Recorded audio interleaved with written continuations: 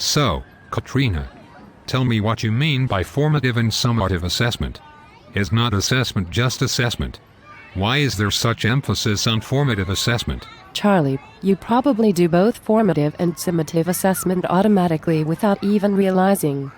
But there is a difference, and it is important that you understand the difference when planning your programming and assessment. I have heard about assessment for learning. But how is it different? I am confused by all of this department jargon. It is doing my head in, Katrina. You are funny.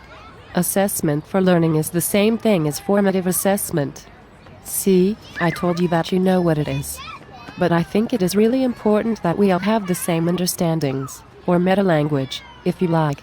So we can have ongoing professional dialogue about learning, where we are all on the same page. We all need to understand what it will look like in our classrooms. Yes, I agree. But you still have not explained what formative assessment actually is. Formative assessment is about judging where our students are at during their learning. It is the process of providing ungraded practice and giving descriptive feedback to students.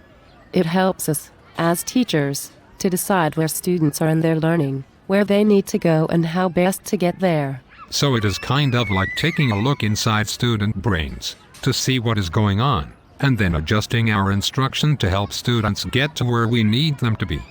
Makes sense. Yeah, exactly. Formative assessment is about a culture of learning that helps students metacognitively reflect on their learning. I think it also helps students set goals and become engaged in learning and see a purpose, like a vision of their learning and where we are headed in the class. Charlie, it sure does.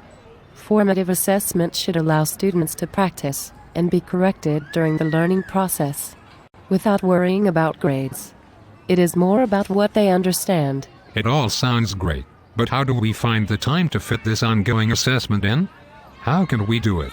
Well, without formative assessment, it is like teaching in the dark. If I do not gather a range of information along the way, how do I know they are learning what I have taught? I think it needs to be built in as part of our lessons. So basically you were saying that formative assessment information, that I call it, should determine the next steps in the learning. Absolutely. It becomes part of our instruction. The strategies we use to teach the next steps will depend on the information we have gathered about what our students understand so far. I hate to sound like I am showing off, but it sounds like formative assessment is actually the most effective way to differentiate in our classrooms. Mate, now you are talking. I could not have put it better myself. It is indeed adjusting our teaching in response to formative assessment information collected. Otherwise we would just be making assumptions about what students have learned. True. It allows us to look at which students get it, and which ones need a bit more practice. You certainly approach the planning of your lessons very differently if you know that the majority of the class were lost in the previous lesson. Who would have thought? Formative assessment actually drives differentiation. True differentiation actually is a response gathered through formative assessment. How do you think we as teachers can ensure we fit formative assessment into our lessons? Is there a really quick, easy way? I think it would be wrong to say that there is only one way. It can be in a range of ways. You probably already do them as a matter of course. So is something as simple as questioning formative assessment? Yes, it is. Some other examples are quizzes, observations, discussions, graphic organizers, think, pair, share, journals, exit cards, and peer and self-assessment. Okay, makes sense. What is an exit card, by the way? I've never heard of that one before. It is about purposefully wrapping up the lesson, and it gives me a chance to see what students understand. And it helps them consolidate what they know. They have to complete the exit card before they leave the class. Sometimes it is answering some questions. I like to mix it up. Sometimes I get them to draw a concept map, draw a diagram of how the keywords fit together, or 3,2, 1 where they write 3 things they have learned, 2 things which are a bit fuzzy, and 1 example of how it might be applied to real life. It can vary each lesson. I am going to steal that idea. Simple but effective. I could mark these really quickly to inform the planning for the next lesson. When you think of assessment, the time marking can be so overwhelming. This sounds manageable. So, the only thing left to answer your original question is about summative assessment. What is the difference, you asked? I think I can already answer that one.